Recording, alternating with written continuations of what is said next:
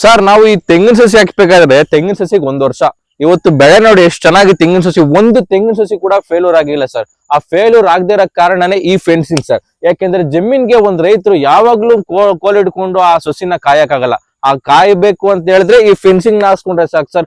ಆರಾಮಾಗಿ ನೀವು ಮನೇಲಿ ನೆಮ್ಮದಿಯಿಂದ ನಿದ್ದೆ ಮಾಡ್ಬೋದು. ಯಾಕೆಂದ್ರೆ ಯಾವ್ದೋ ಒಂದು ಮುಳ್ಳಂದಿ ಆಗ್ಬೋದು, ಇಲ್ಲ ನಿಮ್ಗೆ ಆಗದೆ ಇರೋರು ಜನಗಳಿಂದನೂ ಕೂಡ ಅದನ್ನ ನಾಶ ಮಾಡಕ್ ಆಗಲ್ಲ. ಯಾಕೆಂದ್ರೆ ಈ ಫೆನ್ಸಿಂಗ್ ನ ನಿಮ್ಗೆ ಕಾಪಾಡುತ್ತೆ.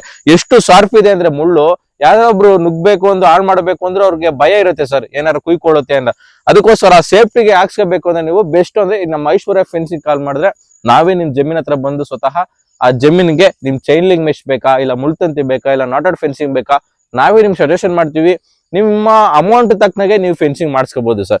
ಇಲ್ಲಿ ನೋಡ್ತಿರ್ಬೋದು ನೀವು ಕಂಬನ, 7 ಅಡಿ ಕಂಬ ಇದೆ ಸರ್, 6 ಇಂಚ್ ಅಗಲ ಇದೆ, 4 ಇಂಚ್ ದಪ್ಪ ಬರುತ್ತೆ, ತಾಳಿಂದ ತುದಿವರೆಗೂ. ಸರ್ ನಿಮ್ಗೆ ಸಿಮೆಂಟ್ ಕಂಬದಲ್ಲೂ ಕೂಡ ಇಷ್ಟೊಂದು ಫಿನಿಶಿಂಗ್ ಕೊಡಲ್ಲ, ಅಷ್ಟು ಫಿನಿಶಿಂಗ್ ನ ನೀಟಾಗಿ ಕೊಟ್ಟಿದೀವಿ ಸರ್.